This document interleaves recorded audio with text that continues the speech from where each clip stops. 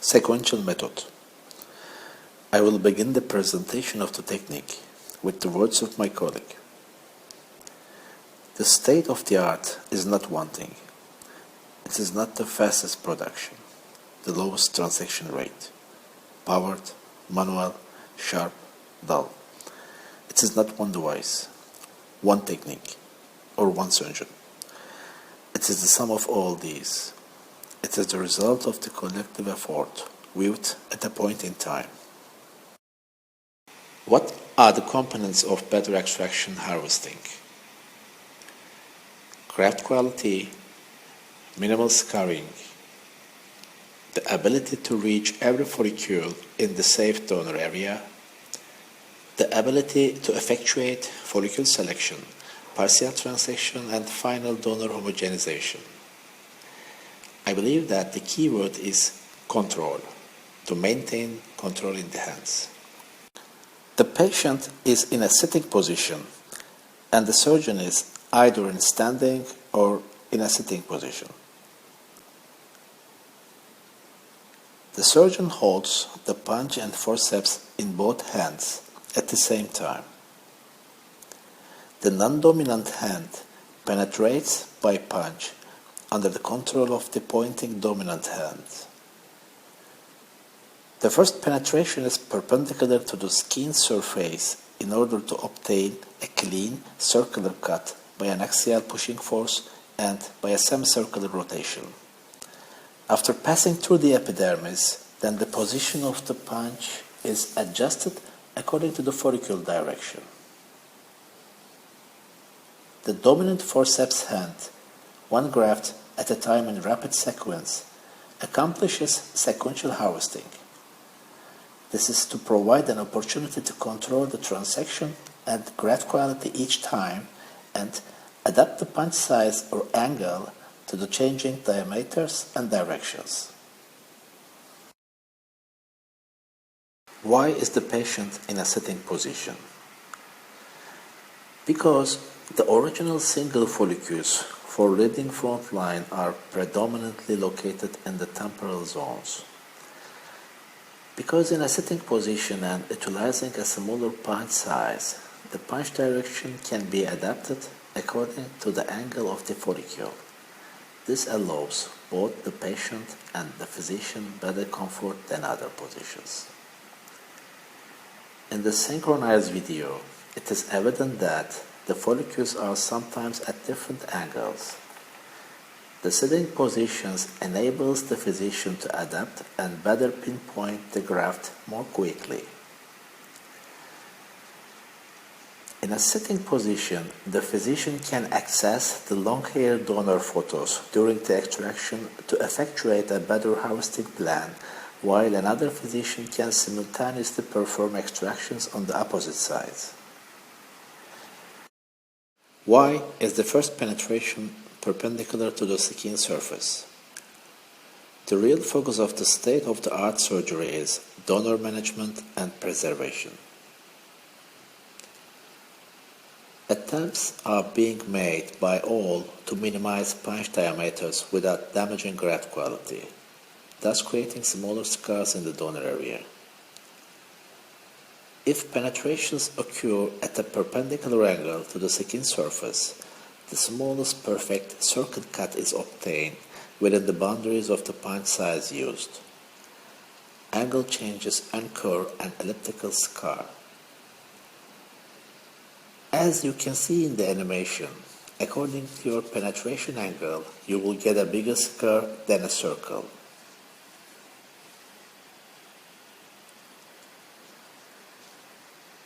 This is not exactly an elliptical shape, but to make calculations easier, we can accept it as an ellipse. If we use the known formula, with 60-degree angle, we will get 1.15 times larger scar. With 45-degree angle, 1.40. With 30-degree angle, we will get 2 times larger scar. In fact, because of the increase of the wound length, we will get bigger scars than an elliptical shape. Consequently, an acute angle minimizes the patient's scarring. Why sequential extraction? Because every follicle has a different direction to determined by the actual location of the donor area. Additionally, the follicle becomes closer to the skin surface in a vertical direction from top to downwards.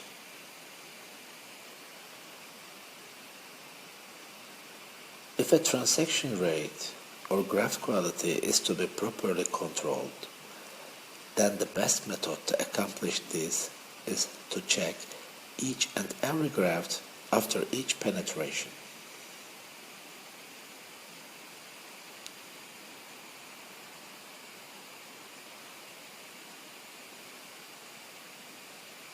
This is transaction. Let's see what happens.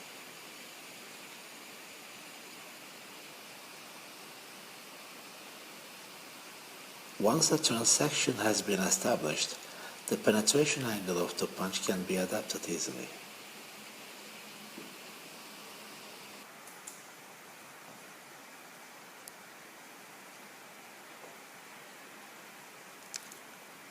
The speed of extraction is also important for graft survival and patient comfort. However, it is less important than the creation of an aesthetical donor harvesting. Extraction speed for a single patient is variable from person to person and donor area to donor area.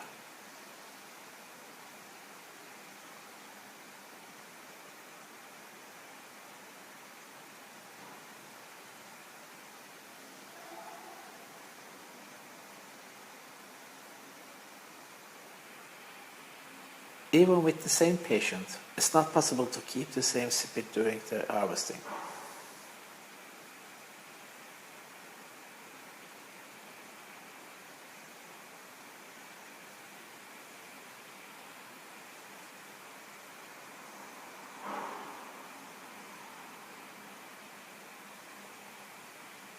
FUE graft management in the donor and recipient area.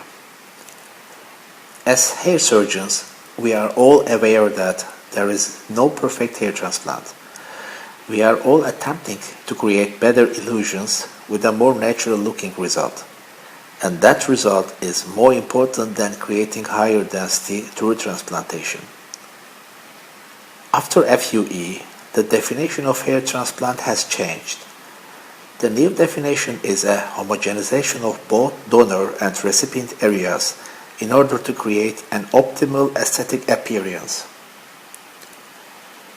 The case in the photos is inoperable by FUT. However, with 4,200 grafts extracted from his donor area through the careful control and changing punch sizes during harvesting, recipient area, according to his front line, is more or less 200 cm square. 21 grafts transplanted per square centimeter square. This outcome is without medication and the result is satisfactory for his expectations. He has still 2000 graft capacity for his vertex and a better homogenization. The benefit of the FUE procedure over that of the FUT procedure is that hair can be kept shorter after hair transplantation procedures by FUE. An illusion of high density is always more easily created with short hair than with long hair. But now let us not dwell on that. The man in the animated video is in the NOVAT 6 classification. Imagine now that he holds a 7,000 graft capacity and that the same man was operated upon with both FUT and FUE procedure with the same hair length.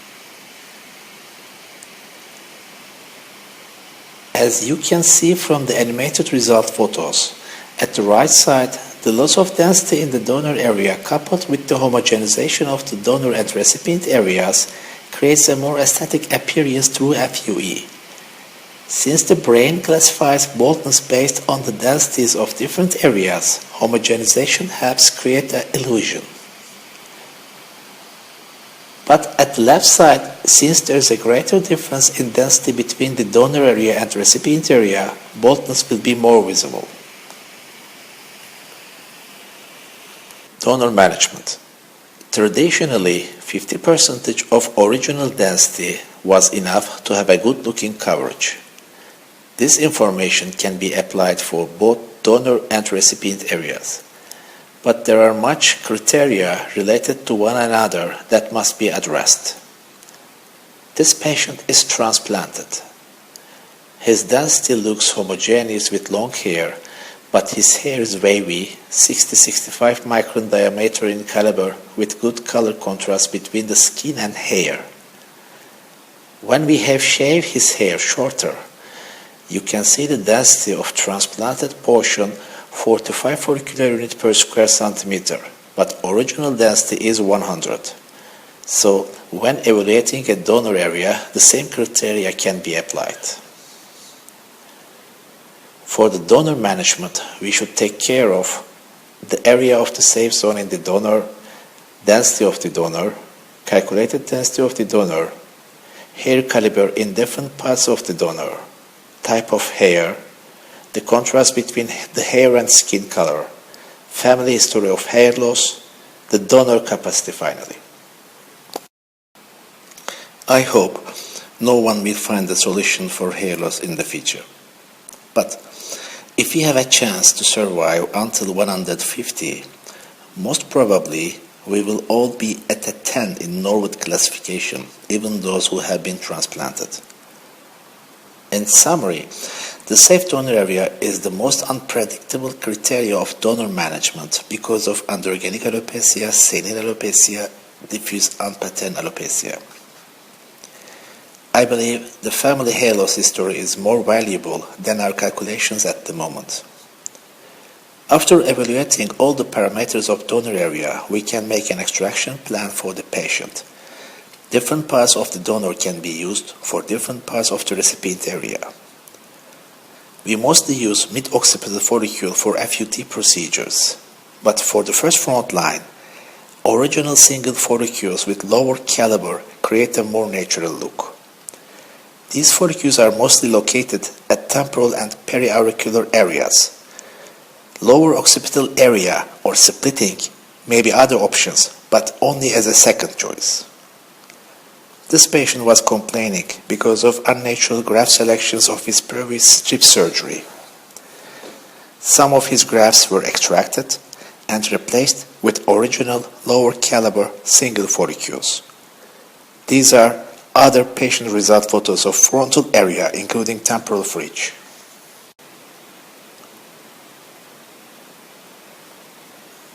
Transection rate is not a criteria for a satisfactory result in the recipient area.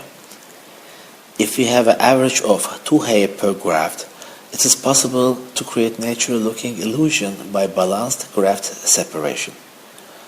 But if the patient donor calculated density is 2.8 and your hair per graft average is over 3, then it will be harder to create homogeneous donor harvesting with low donor densities. It may be better to change your punch size with a smaller one to increase your transaction rate. During the harvesting, we should adapt our preoperative plan according to the skin type, graft quality, and our transaction rate.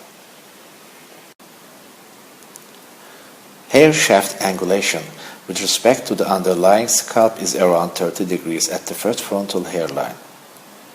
If we create acute angles, as you can see at the left side of the animation, we need higher graft numbers for coverage density. I prefer coronal-oriented incisions with 1 mm bigger blades than extraction punch sizes. Mostly, 300 to 600 single hair follicle graft is enough for the front line area. One of the main points is every graft has its implantation site. During the replacement, we should take care to use the same direction of the follicle as in the donor site position.